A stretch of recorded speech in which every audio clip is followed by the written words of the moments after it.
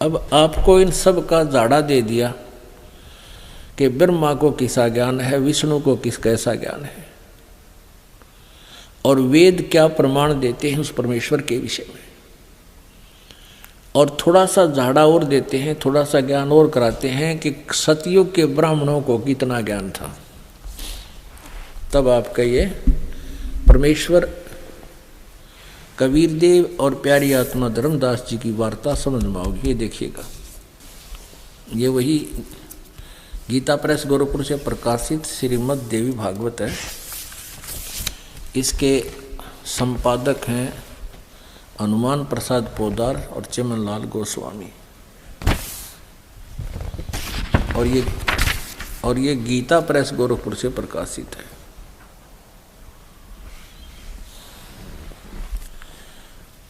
अब इसके 414 पृष्ठ पर आपको दिखाते हैं।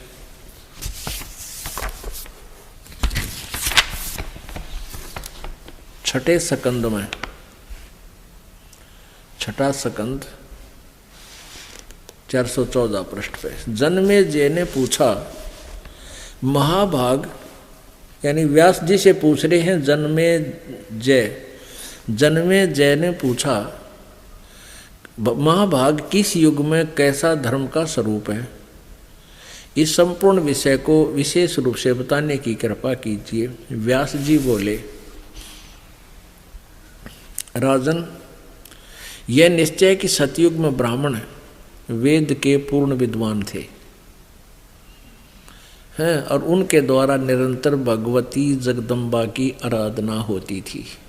ले आलिया ओढ़ सतयुग के ब्राह्मणा का, ब्राह्मण को चाहे महर्षि ऋषि कहो, वो कहते हैं वो वेद के पूर्ण विद्वान थे और भक्ति दुर्गा की पूजा करते थे। भगवती का दर्शन करने के लिए उनका मन सदा ललायित रहता था। प्रत्येक गांव में शक्ति यानी दुर्गा का मंदिर उद्घाटन हो, इस विषय में उनके मन में बड़ी उत्सुकता थी। यानी मंदिर का लठी नन गढ़वाया, सतयुग से शुरू करवा रखा है इन्होंने।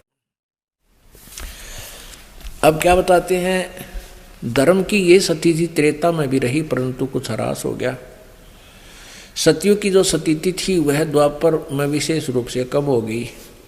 राजन, उन प्राचीन युगों में, पहले वाले द्वापर त्रेता और सतयुग में जो राक्षस समझे जाते थे, वे कलयुग में ब्राह्मण माने जाते हैं। वो तरह का जो भैया जो ऊपर पहले वाले लोग का युगों में जो राक्षस थे, वर्तमान के इसे तो ब्राह्मण हैं कलयुग में।